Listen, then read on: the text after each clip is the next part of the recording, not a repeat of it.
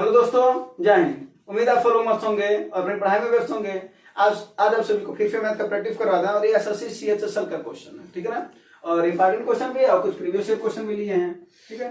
Total 15 question लगभग आपको practice आज कराए जाएंगे और लास्ट में जरूर बताएगा कि 15 में से आप लोगों के भी कितने क्वेश्चन सही हुए, ठीक है। साथ साथ में आप लोगों को भी बताना कि कितने क्वेश्चन सही हुए हैं। चलिए पहला क्वेश्चन लेते हैं और क्वेश्चन देखते हैं। चलिए पहला क्वेश्चन देखिए।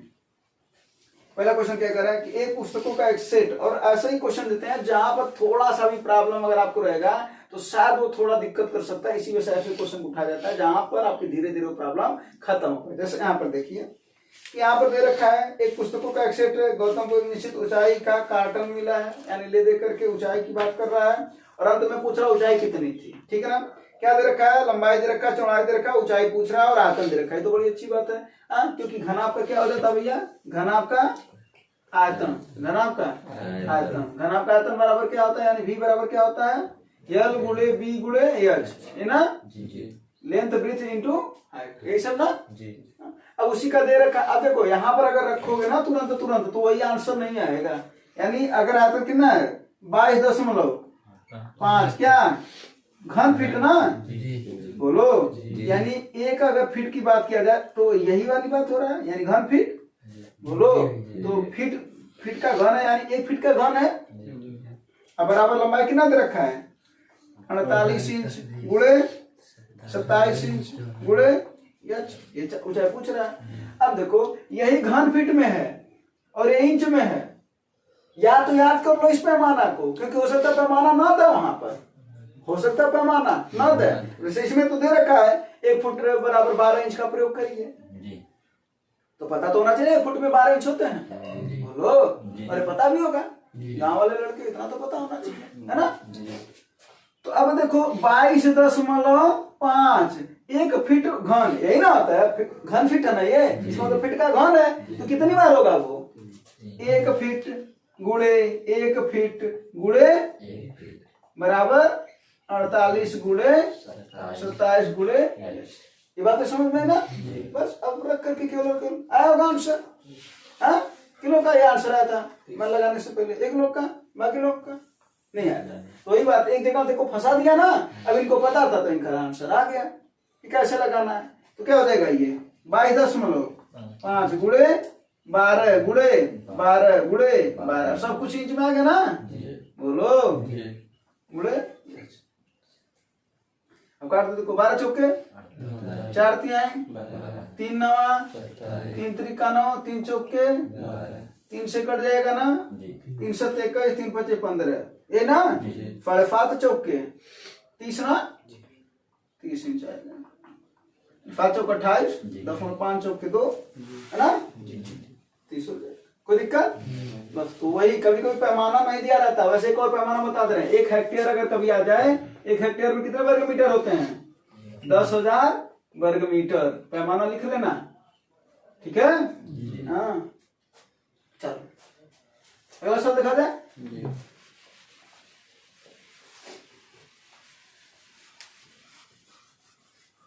और अपना सही करते हुए चलना, जिनका सही होगा सही करेंगे, जिनका गलत होगा वो गलत कर लेंगे, और जिनको नहीं आएगा वो बताएंगे कि इतना क्वेश्चन हमको नहीं आया, ठीक है।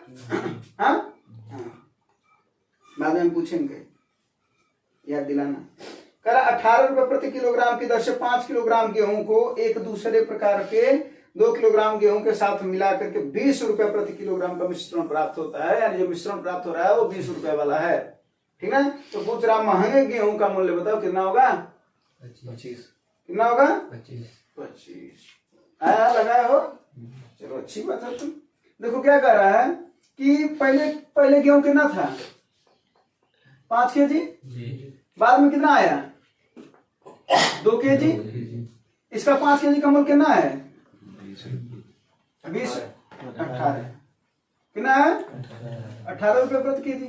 इसका कितना है पता नहीं है, क्योंकि मिश्रण को बेच रहा है। तो मिश्रण का मतलब जब 5 और 2 को मिला दिए 7, तो उसको कितने से बेच रहा है 20 रुपए प्रति केजी, बोलो यही ना।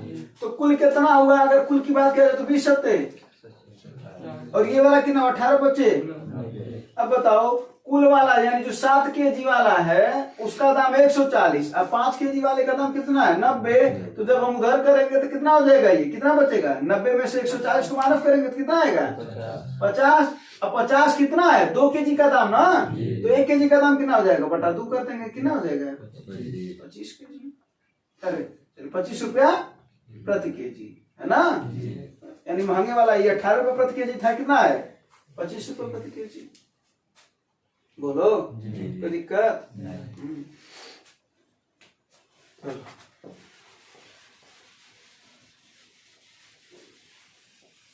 हाँ अगला फल लगा,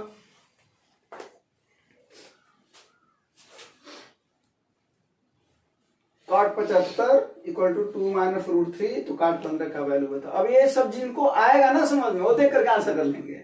अभी क्या होगा, आज जिनको नहीं आएगा वो लोग नहीं आया होगा, तो देखो किसका वैल्यू रखा है, cot 75 का 2 माइनस रूट 3, ठीक है। अगर हम एक बार इसको लिख दें cot 90 माइनस 15, तो कौन हर्ज है भाई, 90 में 15 या 75 है, तो cot 90 minus theta equal to क्या होता है, tan थीटा होता है। इसी वजह बोला ना, याद कर लो, अरे cot थीटा tan थीटा होता है, तो tan 15, तो tan 15 का वैल्यू कितना आ गया 2 माइनस रूट 3, और tan को अगर हम उल्टा करें तो क्या हो जाएगा, ये 1/tan, बोलो तो 1/tan, तो ये 1 क्या हो जाएगा 2 माइनस रूट 3, भाई इसको भी 1 कर दे तो उधर भी 1 हो जाएगा, और 1/tan को क्या बोलते हो cot 15, भाई 1/tan थीटा, cot और tan एक दूसरे के उल्टा होता है, उल्टा का मतलब होता है 1 है ना, तो क्या हो जाएगा 1 यानी cot 15 का वैल्यू कितना हो जाएगा 1/2 माइनस रूट 3। अब देखो ये तो आंसर में है नहीं, cot 15 का वैल्यू ये तो आंसर में है नहीं, तो इसका परिमेयीकरण करेंगे, है ना। तो क्या कैसे परिमेयीकरण करते हैं, जो यहाँ पर माइनस है उसी चीज का सब कुछ यानी 2 और अंडर रूट 3 रहेगा, बस वहां पर क्या हो जाएगा प्लस हो जाएगा, यानी क्या हो जाएगा 2 plus root 3 upon 2 plus root 3 का ऊपर नीचे गुणा कर दिए ना, तो ऊपर क्या आ जाएगा 2 प्लस रूट 3 बटा इसका ए, देखो a माइनस बी और a प्लस बी, फॉर्मूला क्या होता है a square minus b square, तो 2 का स्क्वायर क्या हो जाएगा 4, माइनस अंडर रूट का स्क्वायर अंडर रूट हट जाता है तो क्या हो जाएगा 3, 4 में 3 जाए 1, यानी आंसर क्या हो जाएगा केवल 2 प्लस रूट 3। और वही बोला कि जिनका कॉन्सेप्ट तैयार है वो यहीं से बता सकते हैं कि अगर cot 75 का वैल्यू इतना है तो 90 में कितना बच रहा है 15 ना, हाँ, तो वही tan का वैल्यू हो जाता है सीधा में, जब उल्टा करेंगे तो इसको भी उल्टा कर देंगे, जब इसका उल्टा का वैल्यू होता है 2 प्लस रूट 3। क्यों, क्योंकि इसका वर्ग करने पर, इन लोगों का वर्ग करने पर इसका अंतर कितना आ रहा है 1 आ रहा है, कितना आ रहा है 2 का वर्ग 4 अंडर रूट 3 का वर्ग, ठीक है, तो इसी वजह से आंसर होता है, कोई दिक्कत।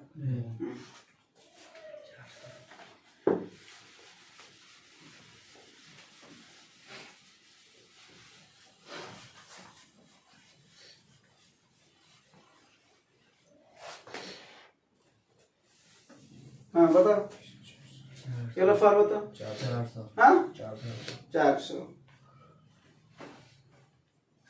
एक सरकारी योजना में नियत तारीख से पहले बिजली बिल का भुगतान किया जाता है, तो क्या करा, बिल की राशि 5% छूट प्राप्त होता है, तो नियत तारीख से पहले बिल का भुगतान करने पर एक व्यक्ति को 20 रुपए की छूट प्राप्त हुई, तो बिजली बिल की राशि कितनी थी। सवाल को खूब बड़ा दे दिया है, कहने का साफ साफ उसके मतलब क्या है कि वो कितना परसेंट छूट दिया है 5%, और रुपया में कितना दिया है 20, तो इसका मतलब 5% किसके बराबर है 20 रुपए के, 5% किसके बराबर है, तो क्या पूछ रहा है कुल, यानी कुल कितना होता है 100 की वैल्यू पूछ रहा है, क्या हो जाएगा 100 गुणे 20, अरे भाई 3 गुणा होता ना, और नीचे आता है बटे 5 चौके कितना आ जाएगा 400 रुपये, यही ना, बोलो हाँ। चलो अगला फॉल देखो,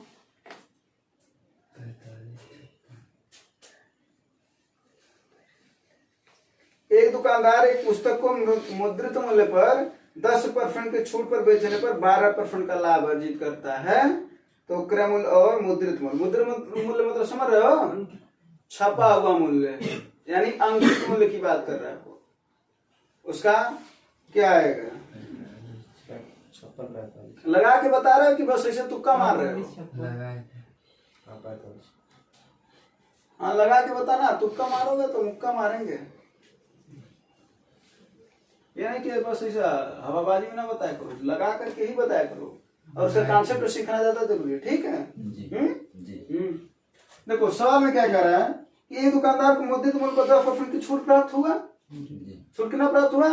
10% की। अगर हम बताते एक कॉन्सेप्ट बताए थे कि छूट हमेशा किस पर दिया जाता है? अंकित मूल्य पर। तो अंकित मूल्य बराबर क्या होता है? अंकित मूल्य गुणे 100 माइनस छूट बटा 100। ये क्या होता है अपना? ये सेलिंग प्राइस होता है, विक्रय मूल्य होता है। हाँ? और बात किया जाए अगर कि क्रय मूल्य पर क्या मिलता है अपने को? लाभ या हानि होता है। अगर लाभ होता तो प्लस करते और हानि होता तो माइनस करते हैं अपन 100। और ये भी क्या होता है? Selling price. इसी वजह से इसको क्या करते हैं? बराबर करते हैं। बोलो। अब देखो यहाँ पर 100 से 100 यही ना। अब यहाँ पर क्या हो जाएगा? अंकित को अगर हम x मान लें और क्रय को y, तो क्या हो जाएगा? x गुणे छूट कितना भैया? कितना हो जाएगा? 100 में 10 बराबर क्रय y है गुणे क्या हो रहा है? लाभ हो रहा है कि हानि हो रहा है? कितने का?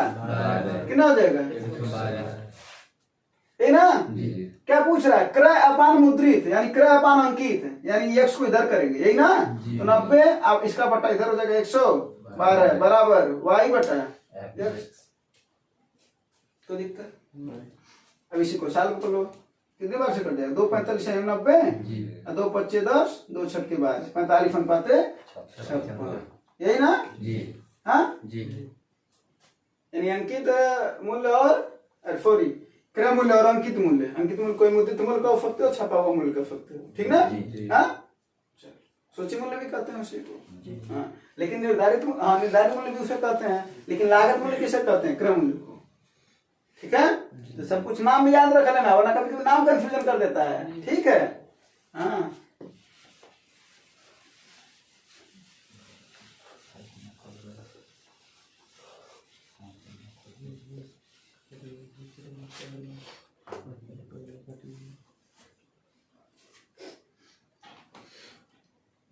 आंसर भी बताना पहले। भाज्यता का वो जो विभाज्य का नियम है वो सुन लो। तो विभाज्य का नियम क्या होता है? का अंक 0 होना चाहिए, 2 होना चाहिए, 4 6 8 ये होना चाहिए। 3 से विभाज्यता के नियम क्या कहता है? सभी अंकों को जोड़ दो। सभी अंकों को क्या कर दो? जोड़ दो। और वो 3 से कटना चाहिए। 3 से क्या होना चाहिए? 3 से विभाजित होना चाहिए। बोलो। और यही 9 का भी नियम है, सभी अंकों को क्या कर दो? जोड़ दो। लेकिन ये किससे कटना चाहिए? 9 से। एग्जाम्पल ले लेते हैं जैसे 3 का, इसका तो आंसर आ जाएगा, इसको छोड़ो, ठीक है ना। अब जैसे हमारा कर रहे हैं 2 1, अब हम पूछ रहे हैं कि जरा बताओ क्या ये 3 से कटेगा कि नहीं कटेगा? तो सबको जोड़ दो। 2 1 3 6 9 3 12 2 14 14 5 और 9 2 21 3 से कटेगा कि नहीं कटेगा? इतनी बड़ी संख्या भी 3 से क्या हो जाएगी? ये तो नियम है। हाँ अगर वही पूछा है कि जरा बताओ ये 9 से कटेगा या नहीं कटेगा? तो सबको जोड़ दो। 6 3 9 2 11 7 18 4 22 5 27 9 से कटेगा कि नहीं कटेगा? ये संख्या भी कट जाएगी, यही ना। ये 9 से बेहतर का नियम होता है। हाँ अब 3 हो गया। अब 4 का देख लो। 4 का नियम क्या कहता है? अंतिम 2 अंक देखना है मात्र। कितने अंक? 2 अंक अंतिम में देखना है। यानी मान लो अगर हम लिख दिए हैं 20 62 28, अगर हम पूछे बताओ ये 4 से कटेगा कि नहीं, तो अंतिम 2 अंक देखो। 28 हो ना, 28 कट जाएगा कि नहीं 4 से? इतनी बड़ी संख्या भी अगर हम इधर बढ़ाए तो कोई दिक्कत वाली बात? इधर कितना भी बढ़ा दें, ठीक है, कुछ भी लिख दो इधर, उधर कट जाएगा, ठीक है। वही अगर 8 की बात किया जाए तो जैसे इसमें अंतिम 2 अंक देखे हैं, वैसे अंतिम कितना अंक देखेंगे? 3 अंक देखते हैं। कितने अंक? 3 अंक। अब इसमें 3 अंक देखो तो कटेगा कि नहीं? 8 दूना 16, 6 बचेगा ना, 68 नहीं कटेगा ना। हाँ लेकिन अगर यहीं पर 4 रहे तो 8 दूना 6 बचा 8 टाइम 64, तो ये बड़ी संख्या भी 8 से क्या हो जाएगी, कट जाएगी, यही ना। अगर 5 की बात किया जाए तो क्या आएगा, 0 और 5 होना चाहिए। 6 की बात किया जाए तो 2 और 3 से कटना चाहिए, ठीक ना। 8 9 बताए दिए हैं, 10 तो 2 और 5 से कटना चाहिए, 11 का नियम आता है, ठीक है। हाँ 7 से विभाजित करने के लिए 7 से ही काट लेना, ठीक है। हाँ डायरेक्ट ऊपर से काट लेना, उसका बेहतर कहने में थोड़ा सा टेढ़ा पड़ जाता है। 11 से काटने के लिए एक एक अंकों को छोड़ करके जोड़ते हैं पहले, जैसे कोई एक संख्या लिख लेते हैं।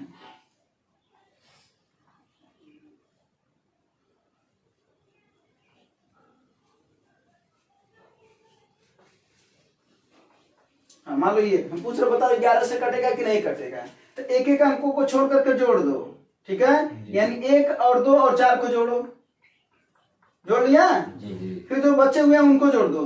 किसको जोड़ेंगे, 6 और 1 को जोड़ेंगे, तो ये जोड़ो कितना होगा, 4 2 6 1 6 1, इसका अंतर कितना आना चाहिए, नहीं तो 33 34 सॉरी 34 कर रहे हैं 44, है ना, यही सब आने चाहिए। तो इसका मतलब वो 11 से भी क्या होता है, कट जाता है। अब इसका तो आंसर आ गया होगा, अब इसका आंसर मात्र पता कौन सा ऑप्शन इसका है, पहला वाला, इसका पहला ऑप्शन। अब जहाँ सब कुछ तो बता दिए हैं तो उसको करने की जरूरत तो नहीं है, ठीक ना। अंकों का कितना आ रहा था उसका, बताओ पहला ऑप्शन का अंकों का कितना आ रहा था,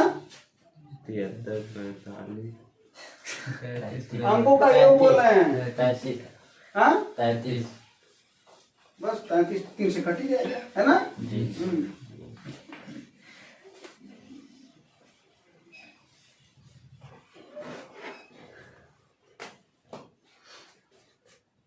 अगला फल देखो, अगला फल अच्छा सवाल बता लगा इसको।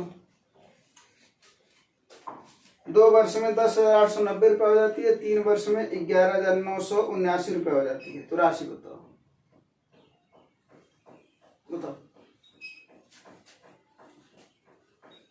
सवाल अच्छा वाला सवाल है।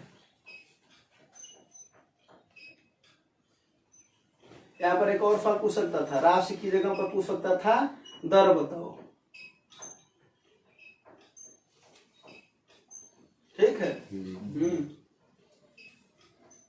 नहीं आ रहा समझ में, समय लगेगा, समय लग रहा है। आओ देखो जल्दी में कैसे लगा सकते, कितना आया 9,000। आओ देखो जल्दी में कैसे लगा सकते हैं, इस कॉन्सेप्ट को पहले समझ लिया जाए थोड़ा सा। अगर समय का अंतर 1 वर्ष हो और 2 वर्ष हो, तो देखो इधर सुनना, देखो इधर क्या करते हैं तुम लोग भी देखो, ठीक है ना। अब इसको जल्दी बताते हैं, एक बार और बता देते हैं। जैसे कर रहा हो पहले कॉन्सेप्ट बता देते हैं कुछ, उसके बाद फिर सवाल पर आ जाते हैं, थोड़ा जल्दी में ही बताते हैं, ठीक है। कहता है अगर कि कोई भी राशि, अगर कहता 2 वर्ष में कोई राशि 100 रुपया हो जाती है मान लो, और कह रहा हो 3 वर्ष में वह राशि 110 रुपये हो जाती है, ठीक है। तो पूछ रहा हो दर बताओ, क्या बताओ, दर बताओ। पहले दर की बात कर लेते हैं, फिर मूलधन आ जाएगा अपना, कोई दिक्कत वाली बात नहीं मूलधन पर, ठीक ना। तो मूलधन समझ में आ जाएगा, पहले दर की बात करते हैं। तो अगर कह रहा है तो तुम्हें भी पता है कि इसका 1 साल का अंतर है, कितने साल का अंतर है, और 1 साल का अगर ब्याज की बात करा जाए तो साधारण ब्याज चक्रवृद्धि ब्याज बराबर होता है। अरे भाई जो 1 साल में जो साधारण ब्याज लगता है चक्रवृद्धि ब्याज भी लगता है। चक्रवृद्धि ब्याज दूसरे साल से अपना कारनामा शुरू करता है तो फिर ब्याज पर ब्याज लगना शुरू होता है ना। तो कभी भी अगर 1 साल का अंतर है तो करना क्या है, बड़ा माइनस छोटा, ध्यान से समझना, अजीब टाइप का नोट्स बता रहा है ना, बटे छोटा गुणे 100, अर्थात जो बाद वाला वर्ष है उसका मिश्र धन, ये सब मिश्र धन है, ये क्या है मिश्र धन, ये बेसिक नियम से आता है। अब यहाँ पर हम बता रहे हैं, जब हम कॉन्सेप्ट पढ़ाएंगे डिटेल में तो पूरा का पूरा इस बात को बताएंगे, ठीक है। तो क्या हो जाएगा, यानी बाद वाला मिश्र धन, ठीक है, माइनस पहले वाला मिश्र धन बटा पहले वाला मिश्र धन गुणे 100, यानी इसका आंसर क्या आ जाएगा, इन दोनों का अंतर कितना आ जाएगा 10 बटे पहले वाला जो मिश्र धन कितना है गुणे, रेट कितना चला है 10% का रेट कितना चला है 10%। अब अगर पूछ देता है इसी में कि हमको जरा बताओ मूलधन कितना है अपना, तो 2 वर्ष बाद ये तो मिश्र धन है, 2 वर्ष बाद क्या है, तो जरा बताओ 10% का अगर बात किया जाए 2 साल के लिए 10% का 2 साल के लिए ब्याज अपने को कितना मिलता है 21%, कितना मिलता है 21%। ये बात समझ में आई कि नहीं है, अरे भाई 10 प्लस 10 प्लस 10 गुणे 10 बटा 100 कई बार बता चुके हैं। हाँ तो कितना हो जाएगा ये 21%। ये किसकी वैल्यू है? ये 100 किसकी वैल्यू है? ये विप्रदान है तो किसकी वैल्यू है? वो 21 की वैल्यू है कि 121 की? 121 की। बात समझ में आया? अरे भाई 21% ब्याज है अपना, मूलधन कितना होता है? तो 121 क्या हुआ मिश्रधन? तो 121% बराबर 100। तो पूछ रहा मूलधन बताओ, यानी 100 बराबर कितना? तो 100 गुणे 100 बटा 121 जो आ जाए।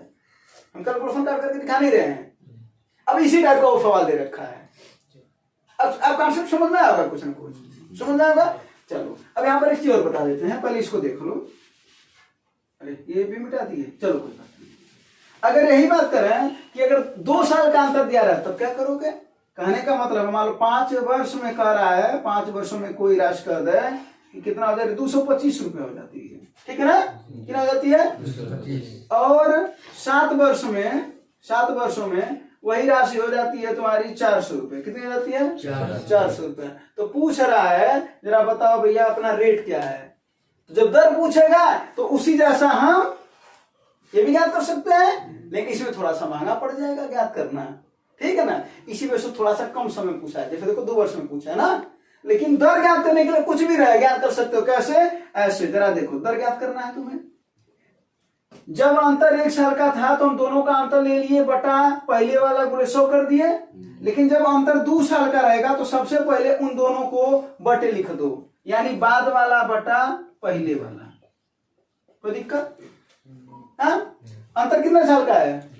तो स्क्वायर रूट ले लो, यानी अंडर रूट कर दो इसे।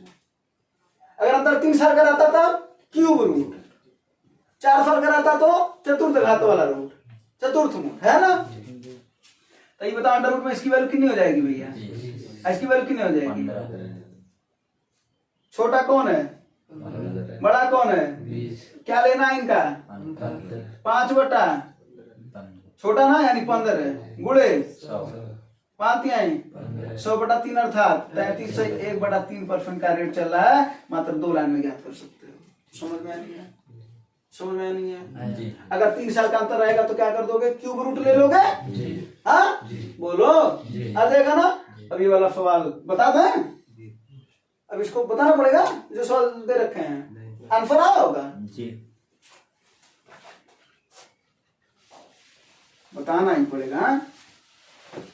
सभी लोगों का आंसर जी। यहाँ पर क्या था? 2 वर्ष 3 ही वर्ष था।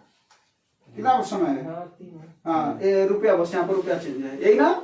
हाँ तो चलो जल्दी जल्दी सॉल्व करा दो भाई। कितना हो जाएगा? 10,890 ना? 10,800। और ये वाला रुपया कितना है? 11,979। क्या करना भैया? इनका अंतर लेना ना, तो रेट ज्ञात कर लो पहले। कितना अंतर इसका आएगा? अंतर बताओ इसका कितना है? 10 यही बोले सबका आंसर है, और अंतर नहीं पता बाकी लोगों का। हाँ 10,89 तो बोलो ना उसको। अब बटे क्या बोला? छोटा वाला यानी पहले वाला ना, तो कितना हो जाएगा? 10,89 0 गुणे 100। 1 0 से 1 0 कट जाएगा, ये देखो बराबर कट गया ना। रेट कितना चला भैया? 10%। रेट कितना चला है? अब देखो एक बात, अब वही तो अभी समझाना कि 2 साल बदवा हो रहा है, इतना यानी मिश्रधन है, और इसका आर का वैल्यू 10% है, तो 2 साल बाद कितना हो जाएगा? 10 प्लस 10 प्लस 10 गुणे 10 बटा 100। यानी हमको ब्याज मिला कितना? चक्रवृद्धि ब्याज कितना मिला भैया अपने को? 10 के हिसाब से 2 साल के बाद 21%। यही ना? तो 2 साल बाद अगर मिला 21 तो हो कितना जा रहा है? 121, यानी एक्चुअल में वैल्यू किसकी है? 121 की वैल्यू है। किसकी वैल्यू है? 121। कितने लोग बता सकते हो ये वाली वैल्यू किसकी है? बता तो जरा। अगर ये 121 की वैल्यू है तो ये किसकी वैल्यू है? 133.1% सही बताना। कितने लोगों को समझ में आया? समझ में आया? क्योंकि 10% का जब तुम 3 साल के लिए निकालोगे तो रेट तुम जो तुम्हारा चक्रवृद्धि ब्याज आएगा कितना आता है? 33.1% आता ना। तो मिश्रधनवा कितना हो जाता है? यानी ये एक्चुअल में ये किसकी वैल्यू हुआ? 121% का। ये कितने की वैल्यू हुआ? 133.1% है। ये सब यही बात है ना, सवाल के बीच में जाकर के सवाल को समझना है ना। चलो अब अपने काम पर आ जाते हैं। तो चक्रवृद्धि ब्याज 121% है, तो कितना का वैल्यू दे रखा है? ये 121 ना, 121 बराबर 10,890। तो पूछ रहा 100 का वैल्यू बताओ, तो क्या हो जाएगा 100 गुणे 10,890 बटा 121, बाकी काट लोगे, है ना? 9 बार में कट जाएगा क्या डायरेक्ट? हाँ जी, बड़ी अच्छी बात है। कितना आ गया? ये बड़ी अच्छी बात कही आपने, है ना? 9 बार कट गया, 9,000 आ गया। कोई दिक्कत वाली बात? सब का कॉन्सेप्ट समझ में आना? हाँ, बाकी सब बेसिक एक होता है, ऐसे नहीं आ जाता ये हम ट्रिक नहीं बता रहे हैं, हमें बता रहे सवाल को जल्दी लगाने का तरीका। अब दोनों में बात एक ही है, ठीक है ना? हाँ अब जैसे बोलते हैं ना, चीनी कैसा होता है स्वाद में, हाँ गुड़ कैसा होता है, भेली जिसको बोलते हो हम लोग, लेकिन दोनों के स्वाद में अंतर होता है, बता पाओगे? वही वाली बात है इसमें भी, ठीक है? तो ट्रिक और एक होता है कि जल्दी से लगाना। तो क्या सीखना है तुम्हें? ट्रिक की जल्दी से लगाना। आपको तो ट्रिक ही सीखेंगे तभी तो जल्दी से लगाएंगे। कॉन्सेप्ट से सीखो कि जल्दी से कैसे लगाएं, ठीक ना? अब वो तुम अपना ट्रिक बनाओ, चाहे ट्रिक करो, चाहे जो भी चीज करो तुम, लेकिन हम उसे हमेशा कॉन्सेप्ट मानते हैं, है ना? ऐसा सवाल को, ये चित्र वाला सवाल है। ऐसे सवाल में क्या बोले थे भैया? सबसे पहले क्या देखना है? हाँ अच्छा, मेरा क्वेश्चन नहीं बोल दिया कि सबसे पहले आपको देखना है। नहीं, सबसे पहले क्या देखोगे? क्वेश्चन क्या कह रहा है, पूछ क्या रहा है, उसी पर ध्यान दोगे ना जी? बताओ बताओ इसका आंसर बताओ। 2017 से लेकर के 19 की अवधि में कंपनी पी के औसत उत्पादन, देखो पी वाला गाढ़ा वाला है ना जी? और करा समान अवधि में, समान अवधि माने 17 से 19 तक कंपनी क्यू के औसत उत्पादन से अनुपात कितना है? क्यू वाला है वो हल्का का डॉटेड वाला जो है थोड़ा, कितना? क्या किए हो पहले ये बताओ, पहले क्या किए हो? पी का लिखे होगे, हाँ?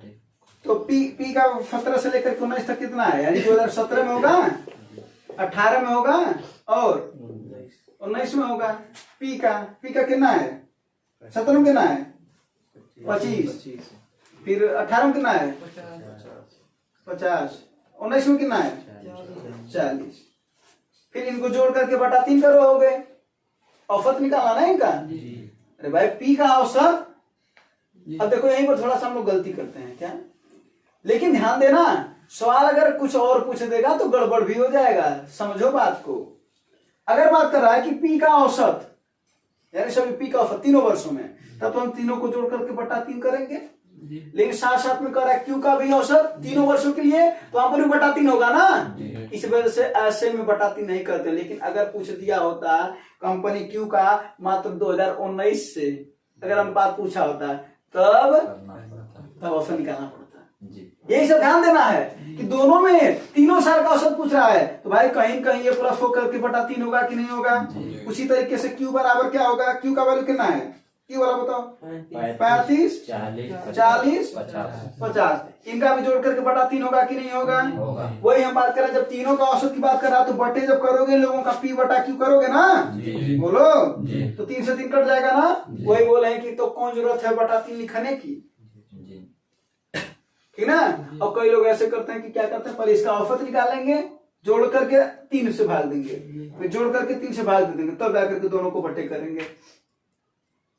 और एक बात बता, शुरुआत के समय में हम भी ऐसे कई बार किए हैं, ठीक है? ऐसा नहीं कि ये चीजें गलत होता नहीं है, शुरुआत में लड़के ऐसे ही करते हैं, जब चीजें उन्हें नहीं समझ में आती, जब धीरे धीरे उनकी प्रैक्टिस तगड़ी होती है तो कॉन्सेप्ट को और अच्छे से सीखते हैं, फिर जल्दी से लगाते हैं, है ना?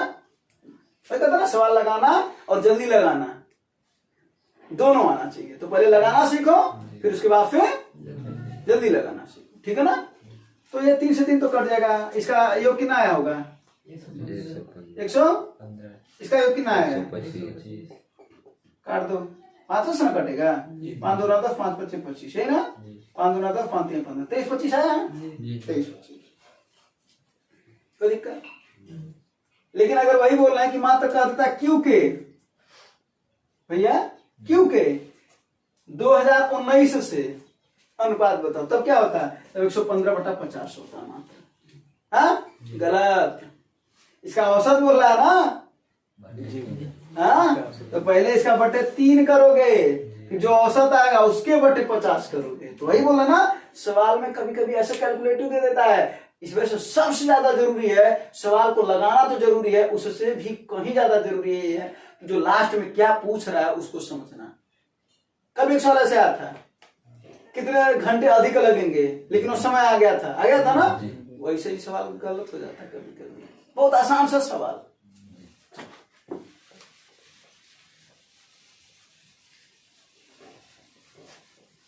जो प्रैक्टिस के माहिर हैं उनसे नहीं गलत होगा, लेकिन फिर भी ह्यूमन एरर तो होगा ही ना चाहते हुए भी। ऐसा बोलते देखो, एक कक्षा में 39 छात्र हैं, उनका औसत वजन 51 है। यदि शिक्षकों के वजन को शामिल करना तो औसत वजन 51.2 किलोग्राम हो जाता है। शिक्षक का वजन बताओ। आंसर सब तो देख करके आया होगा। कितना है? कैसे आया है देखो। क्या पूछ रहा है? शिक्षक का वजन है, यानी नया पूछ रहा है ना, नया पूछ रहा है। तो नया बराबर क्या करते हैं हम भैया? मूल आधान परिवर्तन। हीन बताए हैं। मूल कितना भैया अपना? 51 kg है मूल। परिवर्तन में आओ देखते हैं क्या होता है। कितने लोग थे पहले? 39। एक शिक्षक आ गए तो कितने लोग हो गए? 40। तो परिवर्तन हो कितने में रहा? 40 में ना। कितने का परिवर्तन हो रहा जा रहा? देखा जाए पहले कितना था औसत, अब कितना हो गया है? 51.2। तो एक्चुअल में परिवर्तन हो कितना का रहा है? 0.2 का, यानी गुणे 0.2। यही ना बस। तो 51 और ये देखो 40 गुणे 0.2 करोगे तो 4 दूना 8, 10 8 ना 59 kg। बात समझ में आया कि नहीं आया? कोई दिक्कत वाली बात नहीं, परेशानी समस्या बिल्कुल भी अच्छी बात है। हाँ अगला सवाल।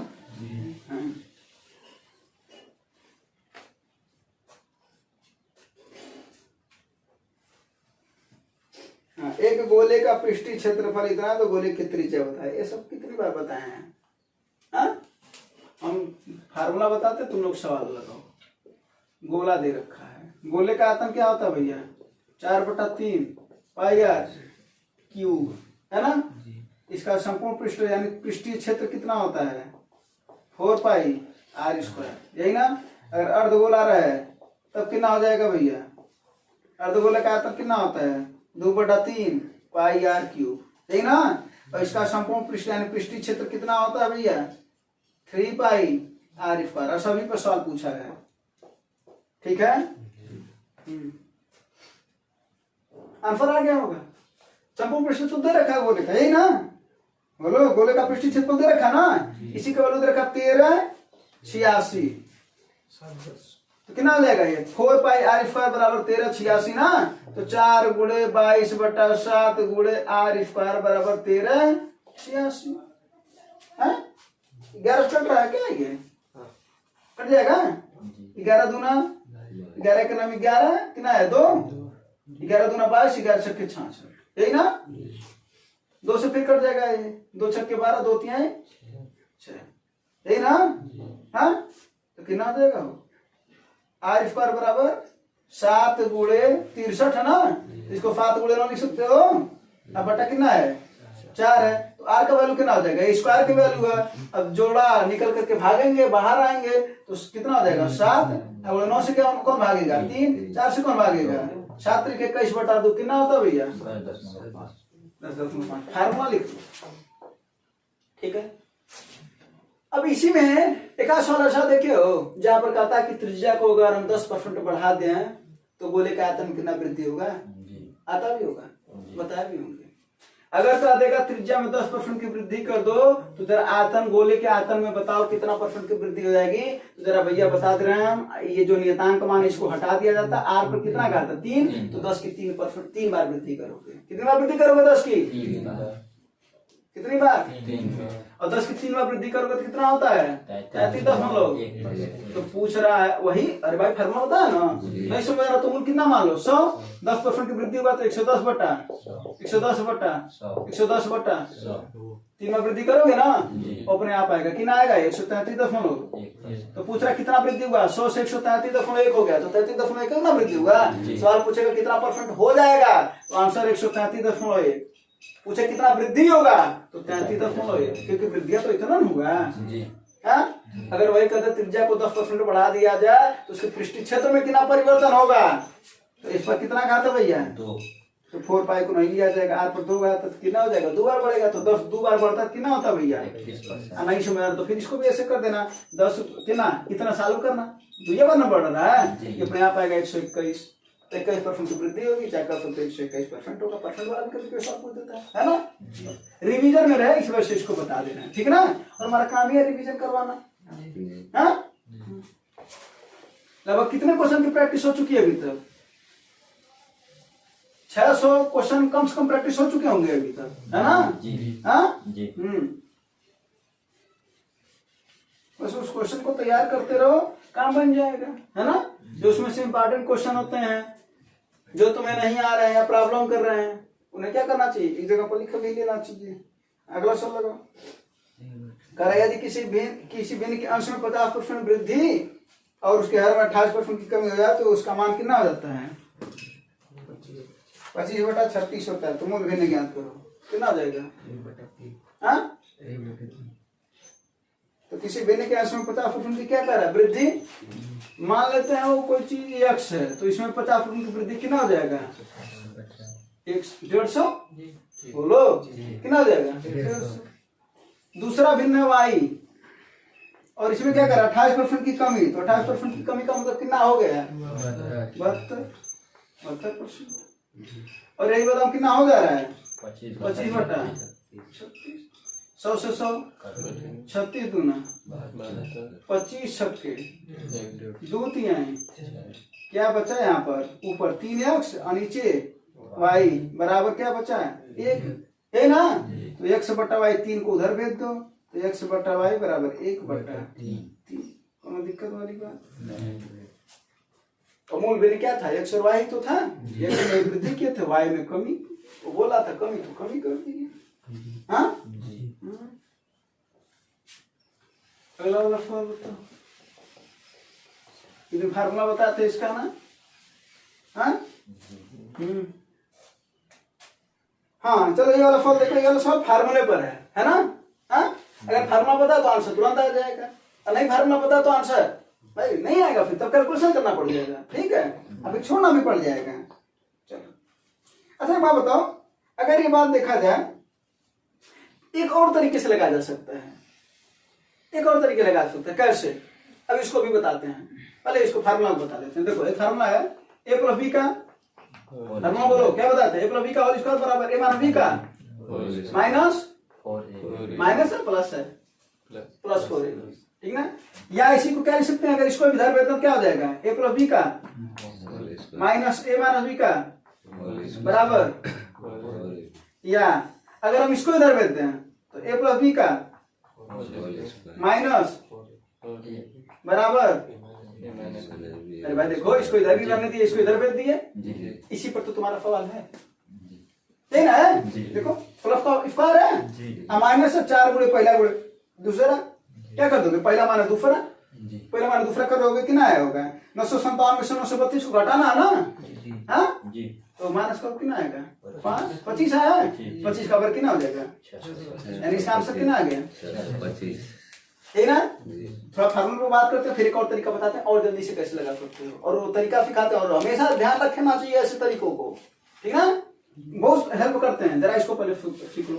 अगर हम यहाँ पर बात करें इस वाले फार्मूले से बात करें तो a प्लस बी का whole square minus a minus b का होल स्क्वायर, अगर हम इधर बटी ए बी कर दें तो इधर क्या बचेगा भैया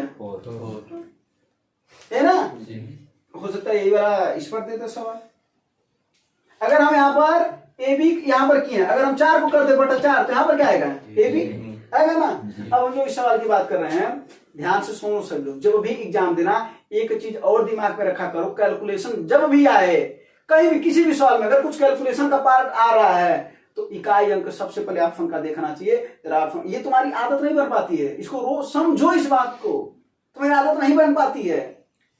ये तो चलो ये तो ठीक रहा कि फार्मूले पर बैठ गया, अब फार्मूले पर न बैठते तो क्या करते, समय लग जाता ना फिर सवाल को लगाते हुए। तो हमेशा ऐसे सवाल में क्या करना चाहिए भैया ऑप्शन देखो जरा, ऑप्शन का इकाई अंक 2 का सेम है मात्र, बाकी का अलग है ना, है ना अलग। और इकाई अंक से खिलवाड़ कर लेते हैं कुछ। इकाई अंक 7 है, इसका 2 है, 7 2 9 और 9 का वर्ग कितना आएगा, यानी इकाई अंक कितना आया, 1 आया। कोई दिक्कत वाली बात नहीं। अगमा देखो 4 है, 4 सत्ते 28 इकाई अंक, 8 दूना इकाई अंक, तो उसके में से 6 घटेगा ना। अब बताओ एक में से जब भी 6 घटेगा तो एक जाएगा बगल वाले से उधार लेगा, उधार हमेशा एक ही मिलता है, इसके पास कितना हो जाएगा 11, 11 में 6 जा इकाई अंक 5 है। ये क्यों बता रहे हैं, हमेशा जब अभी ऑप्शन में अगर इकाई अंक चेंज हो तो देख लेना चाहिए, दिमाग में बैठाए रहो कि देख लेंगे, ठीक है ना। इसी वजह से बताएं, और कोई बात नहीं, ठीक है। और ये सब फार्मूला लिख देना बाकी लोग। अगला सवाल,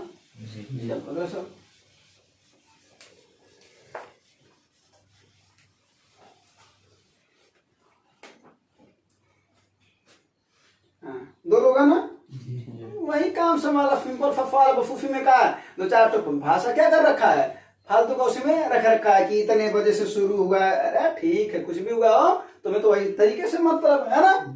इसका आंसर कितना है, 5 बजे से शुरू हुआ, कितने बजे है, कितना बजे है, 1 बजे, अपराह्न 1 बजे। चलो देखते हैं, एक अभी है, एक बिंदु है, अभी कितने देर में, और ये 12 घंटे। इसका एलसीएम कितना हो जाएगा, 12। एलसीएम क्यों लेते हैं, कई बार बता चुके हैं, काम को बराबर करने के लिए, ताकि उनकी क्षमताओं का आकलन हो पाए। तो 12/4 क्षमता निकालेंगे, 12/4 12/12 एक, यही ना। कह दोनों लोग मिलकर के कितने देर में करेंगे, कुल काम कितना है, इनकी क्षमताएं कितनी है, दोनों को मिला करके 3 4 3 यानी कितने घंटे लगेंगे, कितने घंटे। अब कितने बजे से शुरू हुआ है, अरे नहीं एक साथ नहीं कर रहे हो, एकांतर काम कर रहे हैं ना। हाँ, लेकिन अगर पूछा होता एक साथ काम कर रहे हो तब क्या हो जाता, तब तो 3 घंटा बाद, यानी 9 3 12, तब तो 12 बजे होता, यही ना। लेकिन एकांतर काम कर रहे हैं, थोड़ा सा गलती कर दी इसमें से, है ना। हाँ कोई बात नहीं, ये सवाल सही है, बस इस सवाल के लिए ये सॉल्यूशन गलत है ना। चलो तो ये क्या बोला, एकांतर काम कर रहा है ना। अब देखो जरा, ये एक दिन में कितना काम कर रहा है भैया, और ये दूसरे दिन में कितना काम कर रहा है, यानी ले दे करके अगर देखा जाए तो 2 दिन में कितने काम हो रहे हैं भैया अपने, कितने काम हो रहे हैं, कितने काम करने हैं अपने को, यानी इसमें कितने का गुणा करना तो 12 आ जाए, तो इधर भी 3 का गुणा करना पड़ेगा कि नहीं, ये दिन नहीं, ये घंटा है ना। तो 4 3 12 काम पूरा होने में कितना लग गया, 3 दूना 6 घंटा। कितने बजे शुरू हुआ है, 5 बजे से, शाम को 5 बजे से शुरू हुआ है, शाम है ना, शाम है कि सुबह है, पूर्वाह्न, सुबह, ठीक है। हाँ तो सुबह शुरू हुआ 5 बजे, तो कब होगा 11 बजे, ठीक है। कोई दिक्कत वाली बात नहीं, 11 बजे 1 बजे 11 बजे, तो 1 बजे कहाँ है आप बोले हो, 1 बजे गलत है ना। अच्छा ठीक है, ठीक है, तो 5 कितना हो जाएगा, अच्छा 11 बजे, ठीक है ना। 1 बजे नहीं है, चलो कोई दिक्कत नहीं।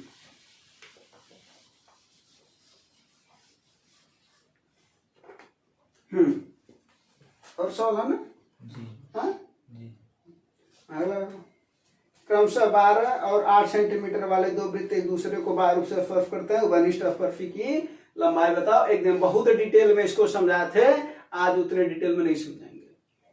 आज इसको आंसर देख करके बताओ, गलत बात है, कलम चला रहे हो, उस दिन बताया था ना, हाँ याद नहीं रखते हो। देखो इधर क्या बोले थे, जब उभयनिष्ठ और स्पर्शी की लंबाई पूछेगा, उभयनिष्ठ स्पर्शी की लंबाई, उभयनिष्ठ स्पर्शी की लंबाई में बोले थे 2 गुणे करणी में R1 गुणे R2, बोलो बताए थे कि नहीं बताए थे, वो बताए थे ना।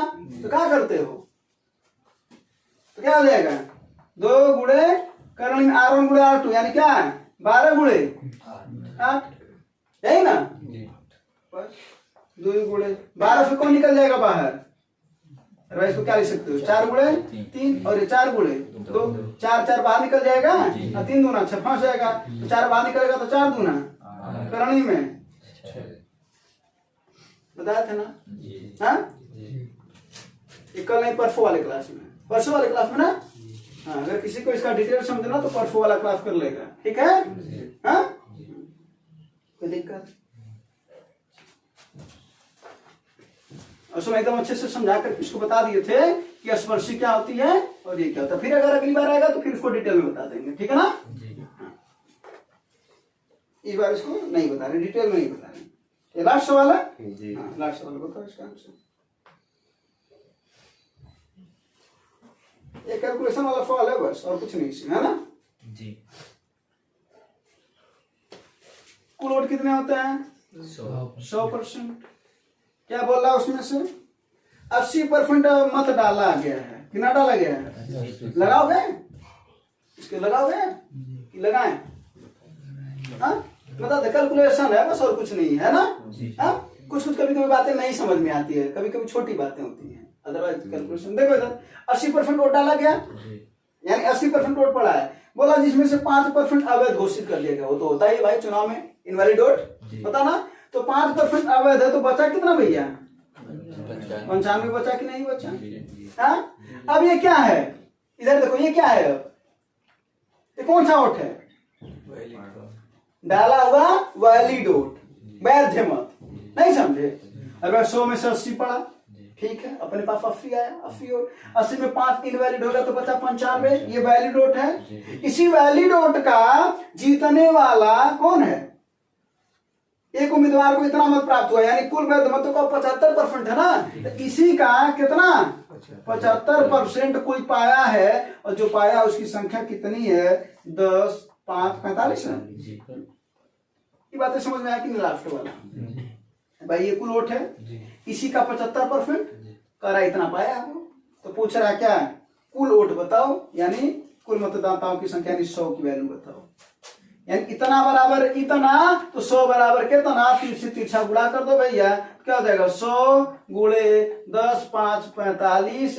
अब बटा में ये जाएगा ना तीनों, क्या हो जाएगा? 80 गुणे 95 बटा 100, तो छटक करके कहाँ चला जाएगा? ऊपर, यानी गुणे 100। फिर गुणे 75 बटा 100, छटक के कहाँ चला जाएगा? गुणे 100। कोई दिक्कत वाली बात? 75 है ना ये? कोई दिक्कत वाली बात? अब इसी को काटना है बस, सॉल्व करना है। हाँ, 20 चौक 20 पच्चे 100, 25 तिहाई 25 चौक के 100, ना। ये 3 से कट जाएगा क्या? 5 4 9 5। हाँ, 3 से काट दो इसको। 3 त्रिका 9, 3 5 15, 3 1 9 3, 3 5 15, ना भैया। हाँ, 4 से 4 कट गया, और क्या बच रहा? 5 से इसको काट दो। 5 1 9 5 9, ठीक ना। ये 19 से कट जाएगा क्या? तब आंसर क्लियर है ना, तो कटेगा। 19 से दूना 38 हो जाएगा ना, तो 19 से करना कितना बचा? यहाँ पर 16 बचा होगा, है ना। 161 हो जाएगा। फिर कितना हो जाएगा? 161 हो गया।